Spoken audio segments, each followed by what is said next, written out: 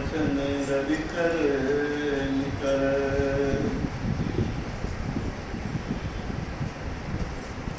श्री सद्गुरु महाराज की जय। पूज्य गुरुजन सत्संग अनुरागी सज्जन वृंद, पूज्य माताओं बहनों, सर्वविदित है आषाढ़ पूर्णिमा के दिन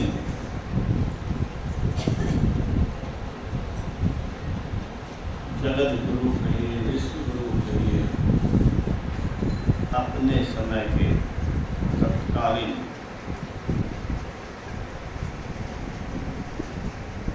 जिन्होंने भारत को विश्व गुरु के रूप में सर्वप्रथम अधिष्ठित किया,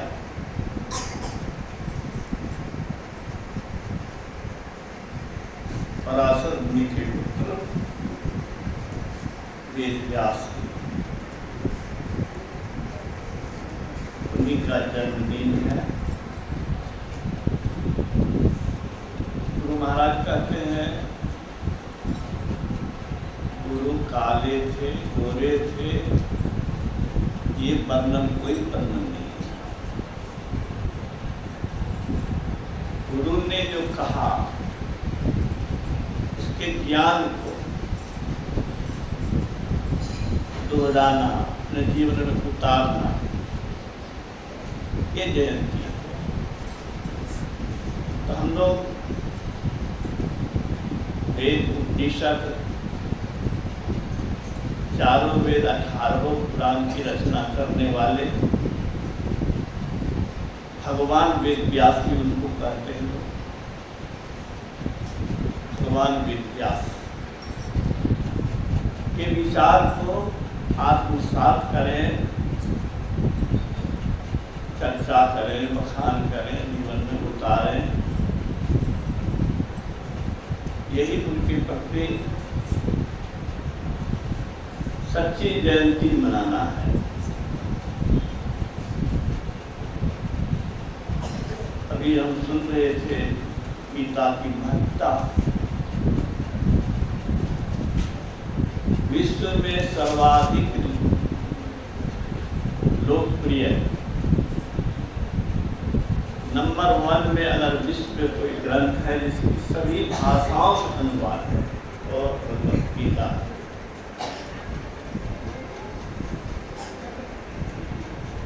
आज इस गीता से आध्यात्मिक तो लोग प्रेरणा लेते ही हैं, और हमको लगता है कि भारत के लोग इतना नहीं लेते हैं, उससे ज्यादा विदेश के लोग लेते हैं। भारत के विद्वान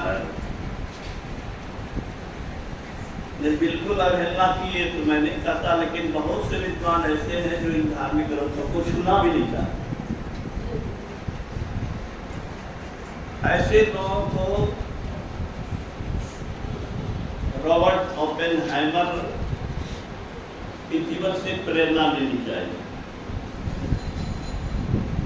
रॉबर्ट ओपेनहाइमर पहला वैज्ञानिक है जिसने बम बनाया, इसको फादर ऑफ एटॉमिक बम कहते हैं। और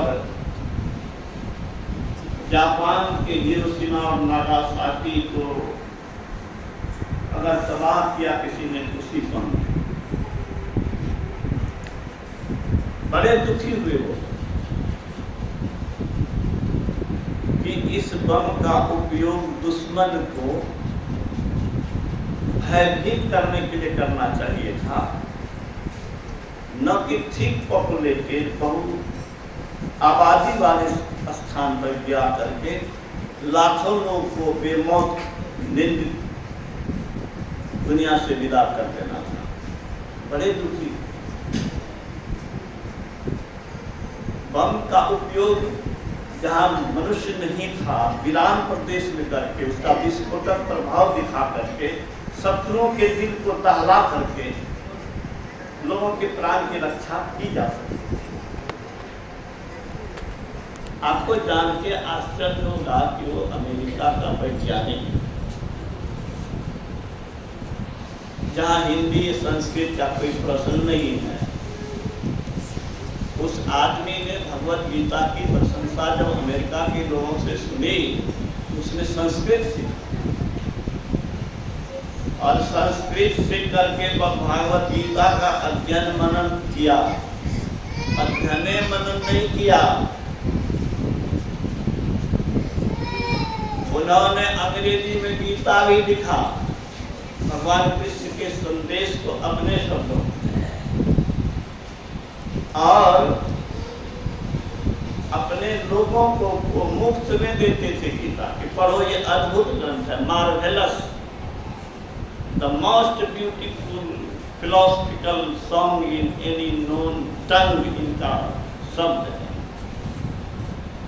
संसार की समस्त भाषाओं में सर्वाधिक सुंदर आध्यात्मिक संगीत अगर है तो भागवत गीता है। किसने कहा? अमेरिका की। किसके घर में गीता है, अपना अपना कंट्रोल लीजिए। अब कौन कौन गीता को कितना श्लोक को पढ़ते हैं सो उसका समझ लीजिए, कितना महत्व देते। वो आदमी हमारे धर्म ग्रंथ का इतना महत्व दिया। कोई भाषण ऐसा नहीं होता था उनका जिस भाषण में गीता को कोट नहीं करते। उसने लिखा है कि मैंने गीता से प्रेरणा लेकर के बम बनाया, और उसने जो लिखा है गीता, उसका नाम है रॉबर्ट ओपेनहाइमर गीता। 20 बरस पहले मैं उसको नेट से उसकी कॉपी निकलवाया था, जब हमारे माननीय उपेंद्र बाबू कलेक्ट्रेट में ओएस के पद पर सुशोभित थे, उन्होंने इनका वाक्य दिया था। आज भी मेरे पास रॉबर्ट ओपेनहाइमर की किताब है इंग्लिश भाषा में। मेरे कहने का मतलब है कि हमारे धर्म ग्रंथों से विदेशियों ने लाभ लिया। हमारे यहाँ मंदिर में जाने वाले की संख्या अधिक है, लेकिन अपने महान ऋषि संत भगवंत के विचार को जीवन में उतारने वाले कितने हैं, ये आप महसूस कर सकते। शिशुआ कहते थे, पढ़े लिखे लोगों ने जितनी क्षति देश की पहुंचाई है उतना अनपढ़ लोगों ने नहीं। विद्या का इस्तेमाल गलत कमाई के लिए ही लोग करते हैं। मैंने वाल्मीकि से पूछा कि मैं तो नहीं गया कैलिफोर्निया, जरा तुम वहाँ का दृश्य दिखाओ,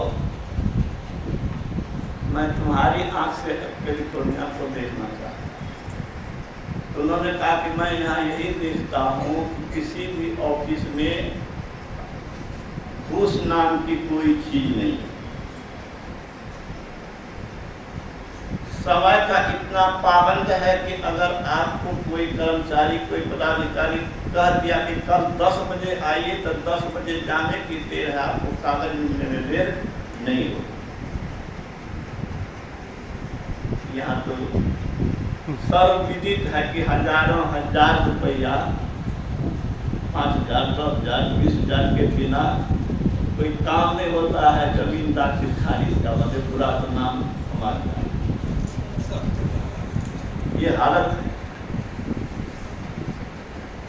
ये विद्या किस काम में? धार्मिक यहाँ कम है, पाखंडी अधिक। हम धर्म को जब तक जीवन का अभिन्न अंग न बनाएंगे, तब तक न मेरा कल्याण होगा न समाज का कल्याण। व्यवहार बिना विद्या व्यर्थ है। यहाँ मिलावट कितने हैं, लोग व्यक्त करते हैं कि यहाँ विष खरीद करके पियोगे तो मरोगे कि नहीं, इसका भी गारंटी नहीं। मतलब विश्व ओरिजिनल में, ऐसा लोग बोलते हैं। ऐसा क्यों है? कानून ही ऐसा है। अमेरिका में कानून ऐसा है कि अगर इस तरह का काम कोई करेगा तो उसको इतना इतनी कड़ी सजा है, उसको 30 टावर बेच करके जाना पड़ेगा, जेल भी जाना पड़ेगा।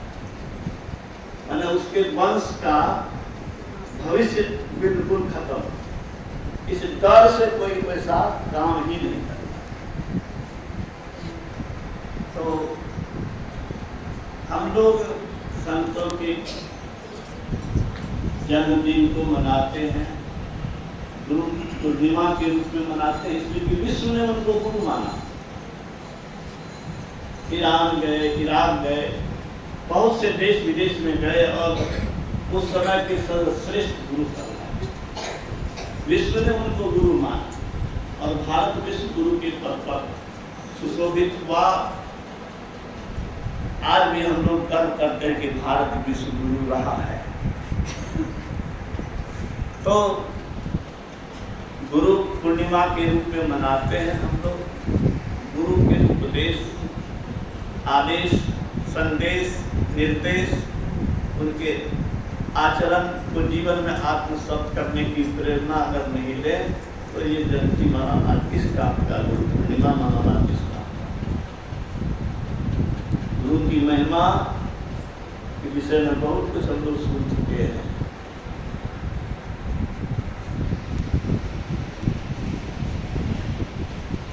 उल्लासचंद्र रुंगटा जी गुरु महाराज के सर्वप्रिय, सर्वाधिक प्रिय और सर्वश्रेष्ठ अध्यक्ष संत महात्मा। आज तक जितने भी अध्यक्ष हुए हैं उसमें उनकी बराबरी में मैं किसी को बेवाक नहीं समझता, सुयोग्य नहीं मानता। उनको जब अध्यक्ष बनाया जा रहा था तो उन्होंने हाथ जोड़ दिया गुरु महाराज के सामने कि बुजुर्ग मैं कम पढ़ा लिखा हूँ, मुझे इतना बड़ा पद न दिया है। उन्होंने क्या कहा? गुरु समरथ सिर पर खड़े, कहा कमी तुहि दास, रिद्धि सिद्धि सेवा करे मुक्ति न छाड़े पास। गुरु समरथ सिर पर खड़े, जिसके सिर पर गुरु कृपा हो जाए उसको किसी चीज की कमी नहीं रहती है। रिद्धि सिद्धि उनकी सेवा करने को तत्पर होती है और मुक्ति उसको स्वाभाविक रूप से मिलती है। मैं कह रहा हूँ आप उसको स्वीकार। उन्होंने स्वीकार किया। किसी से छिपा हुआ नहीं है, हर आदमी गुरु की कृपा अपने जीवन में अनुभव किया है। बचपन से करता आ रहा, स्कूल जीवन से करता आ रहा। एक बार नहीं, कितनी बार, कितने ऊपर में नहीं किया जा सकता, उसको याद नहीं। हम लोगों की ओर से कमी होती है, कमी उधर से नहीं होती। हर संकट में, हर कष्ट में, हर प्रतिकूलता में वो साथ देते हैं। गुरु महाराज के जीवन पर पीएचडी करने वाले डॉक्टर महेश्वर सिंह पहला पीएचडी किया। महर्षि मेही का व्यक्तित्व और कृतित्व उनकी थीसिस का विषय था। उन्होंने कहा कि देखिए मुंडेश्वरी जी, हम तो स्टूडेंट थे उस समय, 76-77 की बात है। हम लोग अखिल भारतीय महाधिवेशन में जा रहे थे कटिहार से ही। हम जब गुरु महाराज के एक चमत्कार सुनाते हैं तो सामने वाला शख्स 10 सुनाता है। आप समझिए कि गुरु महाराज ने कितने पर कितनी असीम कृपा की है, उनकी क्षमता कितनी। कितने सामर्थ्यवान हैं। सुनते हैं कि उनके अनंत नेत्र हैं, अनंत बाहें हैं। वास्तव में अनंत लोगों की भलाई करने में वे समर्थ हैं, इसलिए कि अनंत को पाकर के जीव अनंत हो जाता है। मैं बराबर कहता हूं कि बूंद जब समुद्र में मिल जाता है तो बूंद बूंद नहीं रहता, वह बूंद समुद्र हो जाता है। फुटबॉल के अंदर की हवा पर तंत्र है, उसके अंदर घिरे रहने के लिए विवश है, लेकिन अगर उसमें छिद्र कर दिया जाए तो फुटबॉल के अंदर की हवा बाहर के हवा के संग विश्व में कहीं भी जा सकता है, वो स्वतंत्र हो जाता है। हमारे आपके अंदर भी इस शरीर रूपी काया के अंदर जो जीव आबद्ध है, परतंत्र है, इंद्रियों का मन का गुलाम है, दुखी है, दरिद्र है, भयभीत है, चिंतित है, भविष्य अंधकारमय है। किसका भविष्य अंधकारमय है? कौन नहीं हजारों बार रोया, तो कमें पा रहे हैं हजारों बार। इस जीवन की ही बात अगर करें तो याद करें, और इसके पहले का तो याद नहीं। कितनी बात हुए हैं कि याद ही नहीं है कि कितनी बात हुए हैं, कितना बार छटपटा है, और आगे भी यही होने वाला है। बुद्धि कहती है कि आगे भी कोई बचने का उपाय अगर है तो गुरु की कृपा से ही बच सकते हैं, और इसके सिवा कोई उपाय नहीं है। तो उन्होंने सुनाया कि मैं जब पीएचडी करने के लिए गया तो गुरु महाराज का जन्म कहाँ हुआ, पढ़ाई कैसे हुई, स्कूल छोड़ के कैसे भागे, गुरु की खोज कैसे किया, गुरु से ज्ञान कैसे लिया, खेती बाड़ी करके अभ्यास कैसे किया, ये सब लिख दिया। महर्षि मेही का व्यक्तित्व और कृतित्व में लिख दिया। लेकिन महर्षि मेही के दर्शन को लिखने की बात जब आई तो मेरी कलम ही नहीं चलती थी, कब लिखें तो क्या लिखें।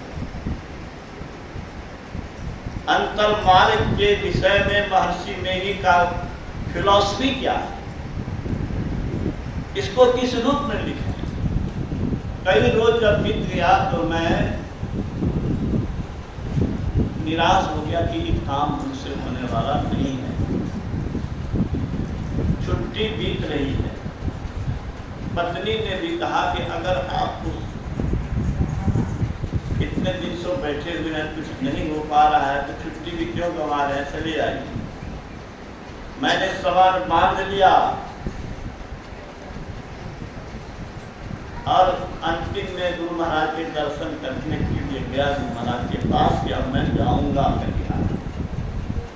यहाँ कुप्पा घाट भागलपुर में रहने से हमें लाभ नहीं होने वाला है। लेकिन गुरु के पास कोई उदास होता है क्या? गुरु के पास जब गए, नमन किया, जाना ही चाह रहे थे, गुरु महाराज ने कहा कि बैठिए। मैं गुरु महाराज के आदेश से बैठ गया। कहते हैं बगल में कौन नदी बह रही है? गंगा बह रही है। अब देखिए गुरु की महिमा क्या है, संत की महिमा क्या है, भक्ति की महिमा क्या है। इस अंतर्गमन में भले ही आपको हमको कठिनाई हो, जब ध्यान करने में मन नहीं लगता हो, मन छटपटाता हो, लगता है इसको छड़ी कोई मार रहा है, बैठने नहीं देता। लेकिन इसके अंदर में जो अभ्यास करता है दृढ़ता पूर्वक, उसमें क्या शक्ति आती है कि गुरु महाराज जो वहाँ शुरू किए थे साधना गुफा के अंदर, उसमें वहाँ से 4-5 किलोमीटर की दूरी पर गंगा थी। उनके साथ में जो महात्मा लोग थे सेवक के रूप में, वो गंगा जब 4 किलोमीटर से घड़ा में भर के लाते थे। और हम लोगों ने देखा है कि गुरु महाराज के आश्रम के बगल में किस तरह से गंगा की तरंगे उछालना थी सावन भादर के महीना में, एकदम सटे हुए। लगता था कि ये मकान कब गिर जाएगा। कितनी दूर गंगा को आनी पड़ी गुरु के चरण में। ये भक्ति की महिमा है, ये आत्म तत्व को जागृत करने की महिमा है। यही कला तो सत्संग है, सिखलाता। इस मार्ग को बताने वाले गुरु हैं। जो लाभ गुरु दे सकते हैं वो दुनिया में कोई नहीं दे सकते हैं। सर्वश्रेष्ठ ईश्वर है, सर्वश्रेष्ठ लाभ ईश्वर से पाने का है। इसीलिए सर्वश्रेष्ठ विद्या अगर कोई है तो वह विद्या वही है जो सर्वश्रेष्ठ से मिला दे। सर्वश्रेष्ठ विद्या वह है जो सर्वश्रेष्ठ कमाई का साधन बन सके। सबसे ऊंची कमाई क्या? सबसे अक्षय कमाई। जो कमाई चोर ला नहीं सकता, रुकेला लूट न सकता, मौत छीन नहीं सकता, हमारी सारी व्यवस्था को समाप्त कर सकता, सारे दुखों से सदा के लिए छूट सकते, परतंत्र के बदला स्वतंत्र होकर के स्वयं की सत्ता बना सकते। कहते हैं कि कब नीतीश की सत्ता है, मोदी की सत्ता है। गुरु महाराज ने कहा, गुरु महाराज के जीवन पर पीएचडी और डीलिट करने वाले नागेश जी को 1970 ईस्वी में पूर्णिया में सत्संग मंदिर में किसकी सत्ता है? नागेश जी ने कहा जो ईश्वर की सत्ता, कोई भी कह सकता है। सर्वेश है, अखिलेश है, विश्वेश है, सब पार। गुरु महाराज ने क्या कहा सुन लीजिए, संत की भी सत्ता है। प्रकृति पर संत की सत्ता है। आप रामचरितमानस में पढ़ के देखिए, उन्होंने क्या लिखा है गुरु महाराज। जो योगाभ्यासी योग करके अपने शरीर के अंदर स्थूल से सूक्ष्म में, सूक्ष्म से कारण में, कारण से महाकारण में, इन चारों जड़ शरीरों को पार कर जाता है, प्रकृति उसके अधीन हो जाती है। प्रकृति उसके चलाए चलेगी और उसके कहने से प्रकृति रुकेगी। ये कहा ही नहीं,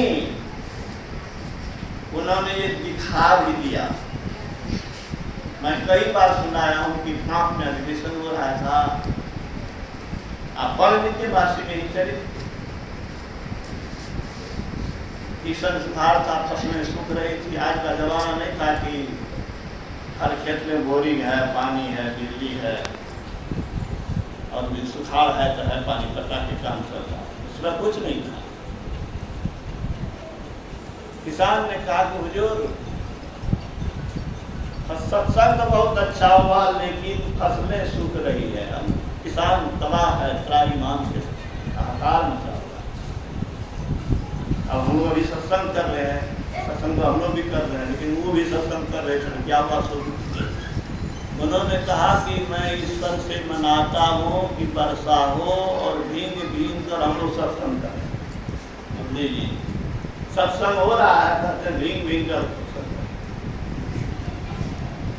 मुंह से निकलने की देर है, बादल लगने में देर नहीं हुई और मूसलाधार बारिश इतनी हुई कि कितने लोग सत्संग छोड़ के भाग गए। बाहरी लोग श्रद्धालु आरती करने के बाद ही उठे थे। अब पढ़ लीजिए महर्षि नहीं चले, पढ़ लीजिए महर्षि नहीं चरित में ही 1977 ईस्वी में कैसे शुक्रवार को ही कह दिया कि रविवार को जो यात्रा है पंजाब जालंधर की, वो यात्रा शुभ नहीं है। संसेवी बाबा ने क्या कहा,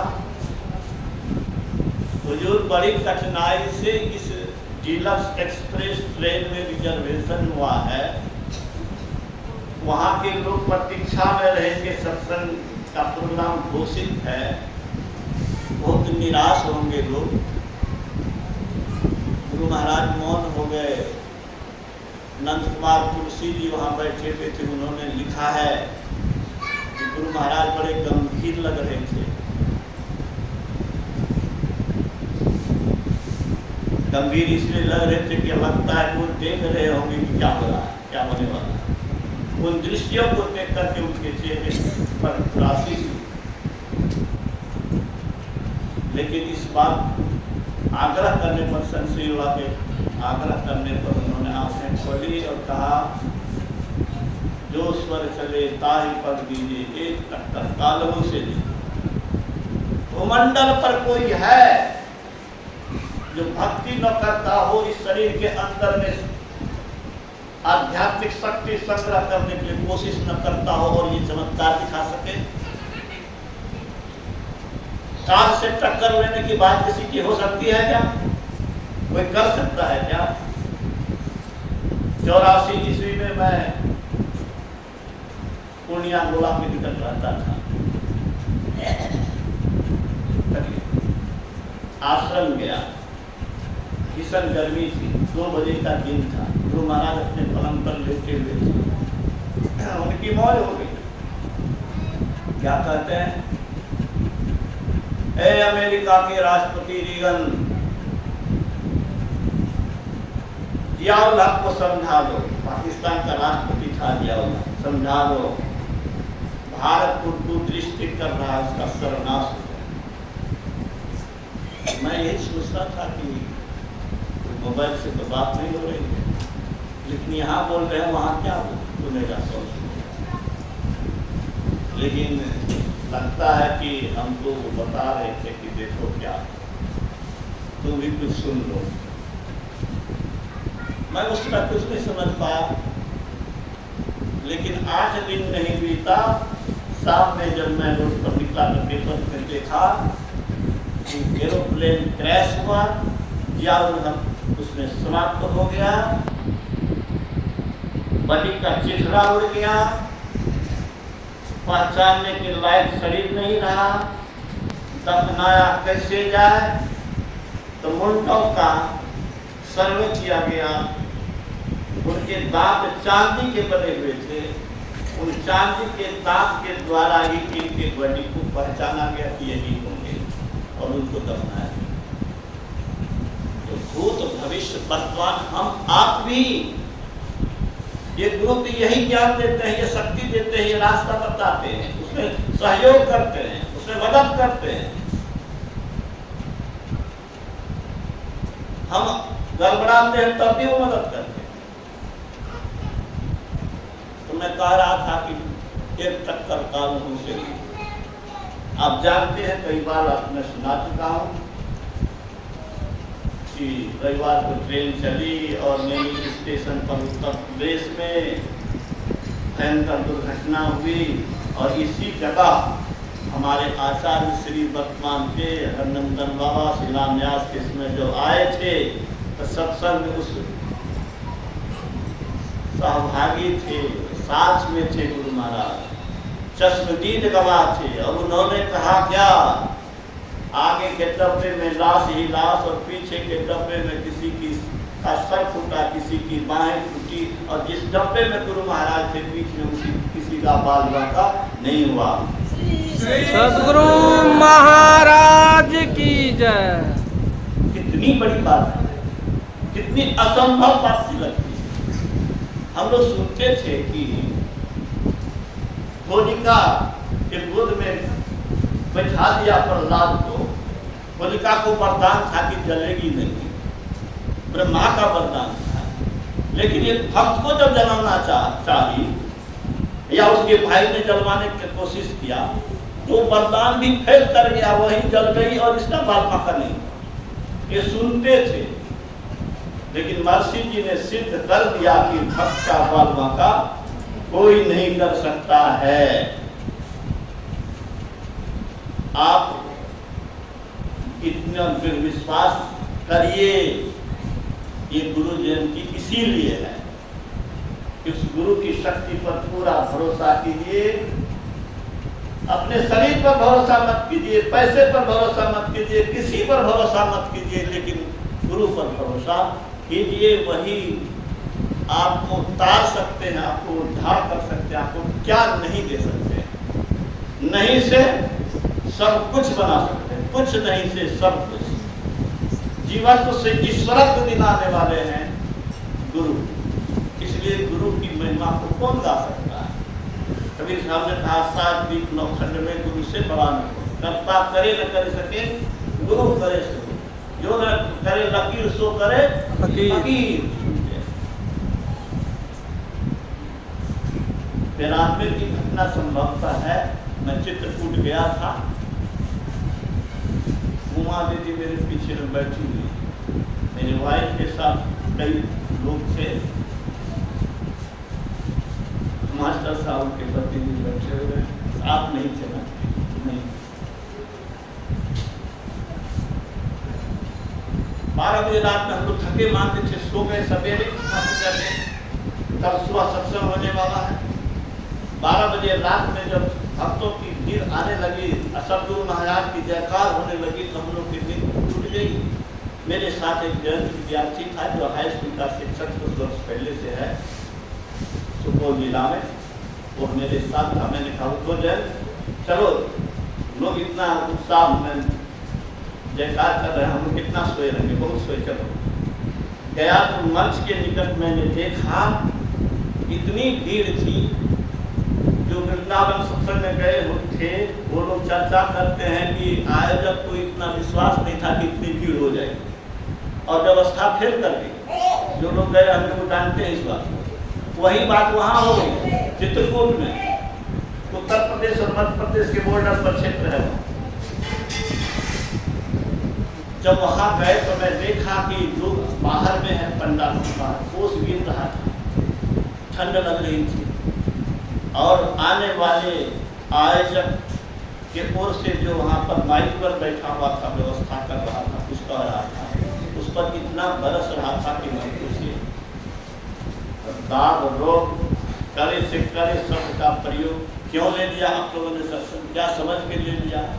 यहाँ लोग को ओस में रहना पड़ रहा है, ठंडी में सिकुड़ रहा है, झुक रहा है। वो बड़ी विनम्रता से, जितना सुंदर भेष था, जितना सुंदर बॉडी था, उतनी सुंदर बोली थी, उतनी वाणी में मिठास थी। मैंने उधर से आग बरस रहा था वाणी में, लेकिन इधर से शीतल वाणी। मैं बड़ा प्रभावित हुआ, मैं भीड़ को छटने दिया। मैंने कहा कि मैं आपसे बहुत प्रभावित हूँ, आपके जैसे संत मत के सेवक पर गर्व करता हूँ।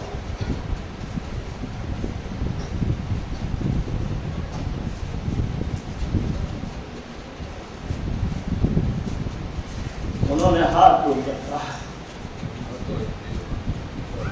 कहा मैं जो कुछ हूँ, मैं जो कुछ हूँ गुरु महाराज की कृपा से हूँ, नहीं तो क्या हो गया था।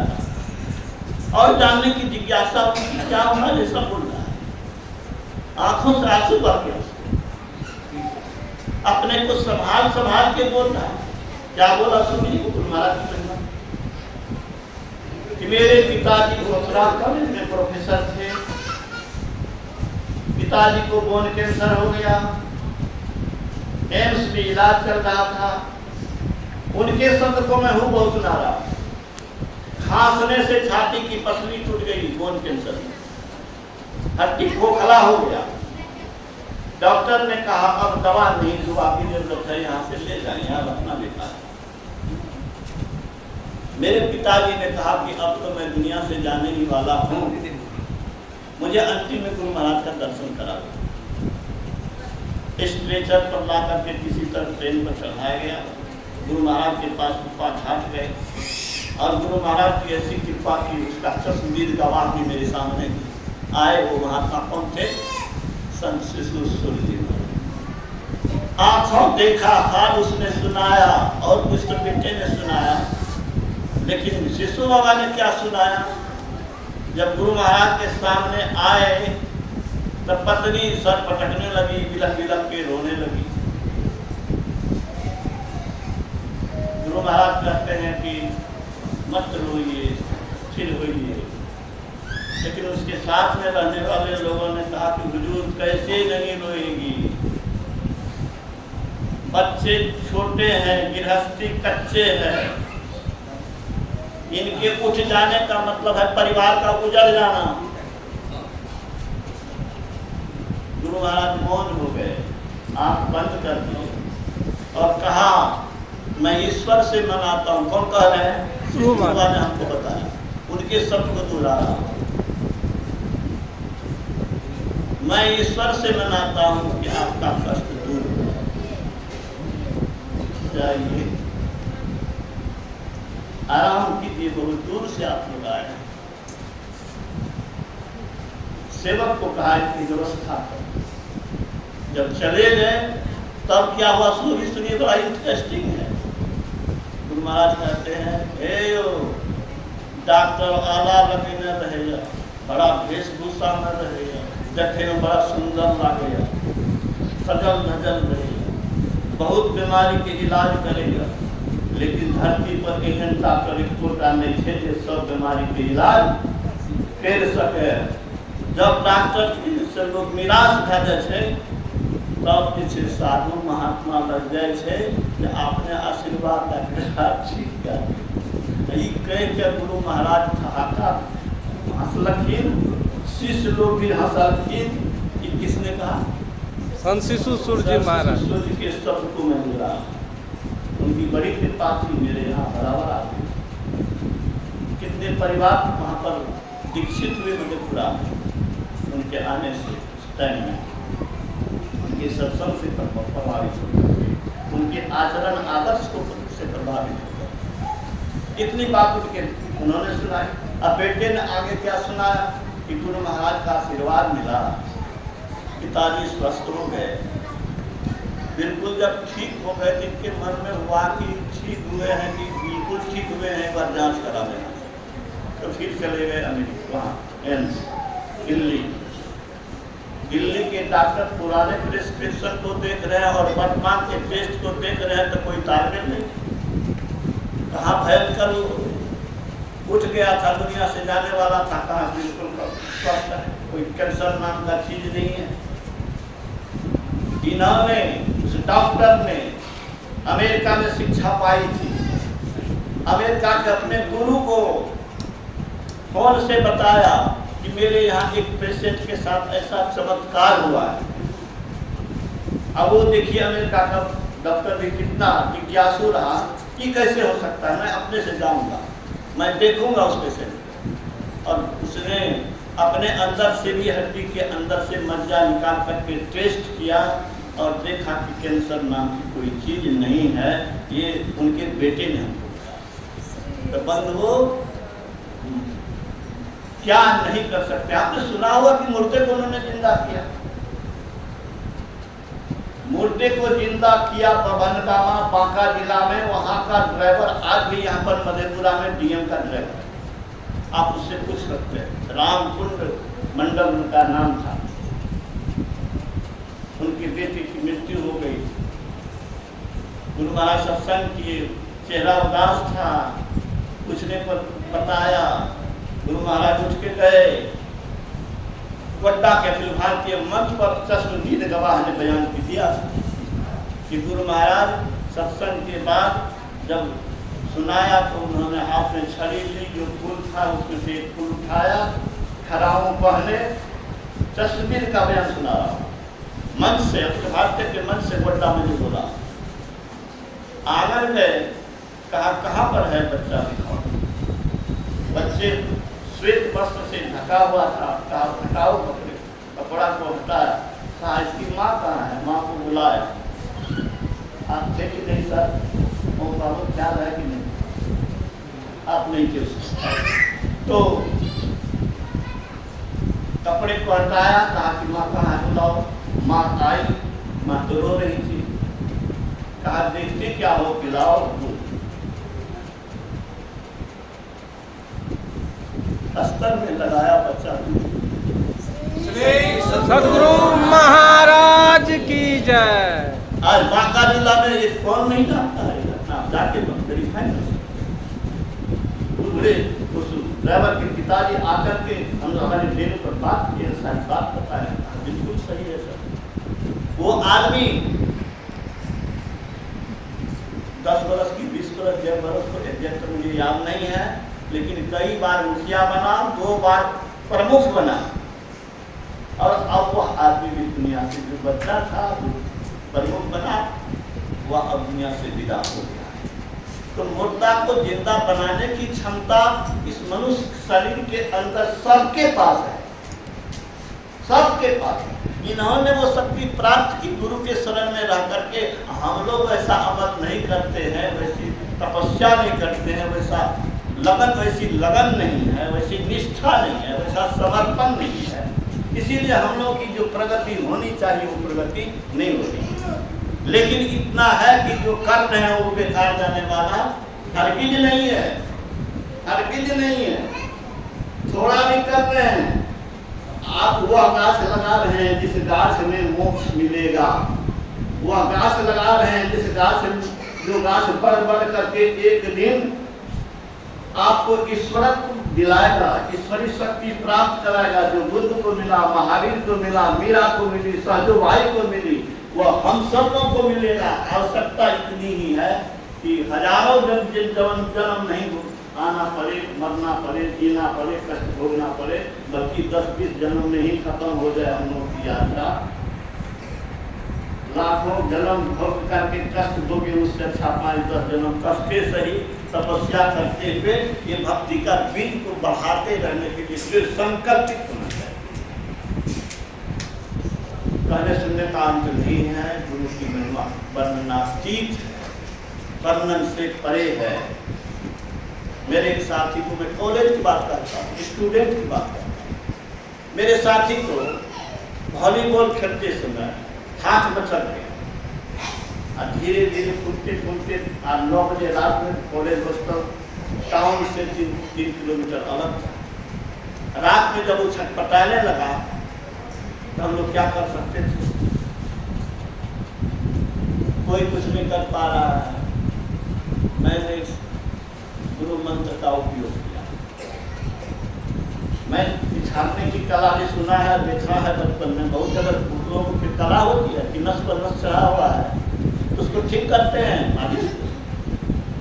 हमको तो कुछ ज्ञान था नहीं, लेकिन मैं तुझे नाटक क्या करवा, तेल मंगाया ताकि जरा हम करने के लिए, और मैं कुछ नहीं करता था। तुझे देखा तेल देकर खिसकाता था और गुरु को भेजता था। 1-1.5 घंटा तो सो गया तो हम लोग को खाने का अवसर मौका मिल गया, चले गए खाने के लिए, उसको छोड़ दिए। छटता रहा था, पता नहीं कि रुकेगा, फिर छटपटाएगा, पहले सो गया। सवेरे उठा, कॉलेज गया, मॉर्निंग क्लास हम लोग का होता था साइंस का, क्लास करके आया तब भी वह सोया हुआ। गुरु प्रसाद रानीगंज में है, आज एक रिटायर्ड शिक्षक है, जाकर के कोई पूछ सकते हैं। मैंने भगतपुर जाने के क्रम में उनसे भेंट किया था और फिर ये बातें ताज़ा हुई थी। मैंने इसको व्हाट्सएप फेसबुक पर लिखा भी था। आज वो आदमी जिंदा है और उसने बताया था दूसरे दिन कि मैं तेरा हाथ बिल्कुल ठीक हो गया। गुरु महिमा को कौन मदद कर सकता है? ये रामबाण है औषधि। गुरु मंत्र जो है रामबाण औषधि, सारे संकटों को निवारण करने वाला, सारे दुखों को नाश करने वाला। लेकिन इसका उपयोग सांसारिक चीज के लिए नहीं करना चाहिए। इसका उपयोग सारे दुखों से सदा के लिए अपने को छुड़ाने के लिए करना चाहिए। गुरु मंत्र की शक्ति की जांच करनी नहीं चाहिए। जांच करना ठीक नहीं है। हमने गलती की, ये मैं मानता हूँ, ये काम हमको नहीं करना चाहिए था। मैं ये सब बात इसीलिए आप लोगों को सुना दिया। आप बीती, आंखों देखी, सुनी भी सुनाया, देखी भी सुनाया, किया भी सुनाया।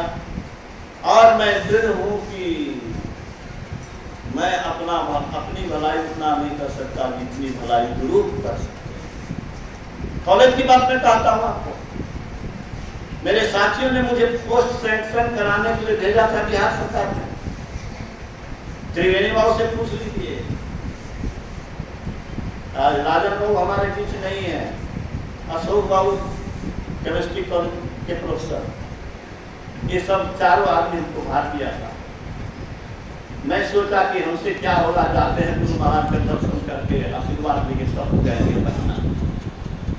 किसी से परिचय नहीं, सेक्रेटेरिएट में कभी गया नहीं था सेक्रेटरी। गुरु महाराज के दर्शन किया, वहाँ से ट्रेन पकड़ करके पटना गया, पोस्ट सेंशन कराने गए थे, हुआ क्या? सरकारी करण कॉलेज का ही, सुन लीजिए। आरकेएल कॉलेज में कितने पोस्ट सेंशन है, क्या सब मिल रहा है? ये पोस्ट सेंशन से बहुत कुछ नहीं मिलने वाला।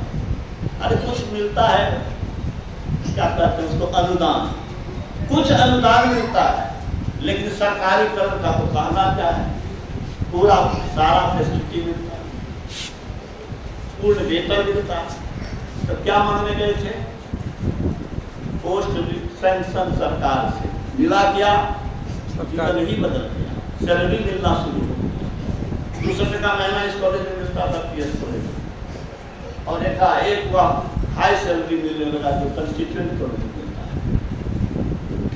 कितनी बात सुना हुआ, जितना किया उससे पुनर्फल में पाया, और इसीलिए पुनर्फल में करने की लालसा रखता हूँ, लेकिन मने है तने है उतना साथ नहीं देता है, लेकिन अपने जोर से जोर लगाता रहता हूँ। और आप लोगों से भी यही निवेदन करता हूँ कि ये खूब करिए, यही एक काम है जो असली काम है, अपना काम है। श्री सद्गुरु महाराज महेश्वर प्रसाद सिंह जो गंगा नदी का पूरा कहा उन्होंने गुरु महाराज ने कि कितना पानी है, तो कहा बहुत पानी है। कहा कोई तैर सकता है कि नहीं? महेश्वर बाबू वाली बात छूट गया था, याद दिलाया। कहा तैर सकता है। अगर तैराक किनारे जाकर के निराश हो जाए कि हम अब तैर नहीं सकेंगे, बहुत थक गए हैं, अब हमसे पार लगने वाला नहीं है, तब क्या होगा? कहा तब तो डूब जाएगा। कहा यही आपको कह दिया, और वो भी समझ गए कि हमको क्या कह रहे हैं कि निराश नहीं होना है, मतलब लिखना है थीसिस। और गया कमरे में, उस दिन से चंद दिनों में ही मैं थीसिस को पूरा लिख गया। लिखाने वाले की सरस्वती कहाँ से आ गई मेरे मस्तिष्क में, लिखता गया और मुझे PhD अवार्ड हो गया। तो ये डॉक्टर महेश्वर सिंह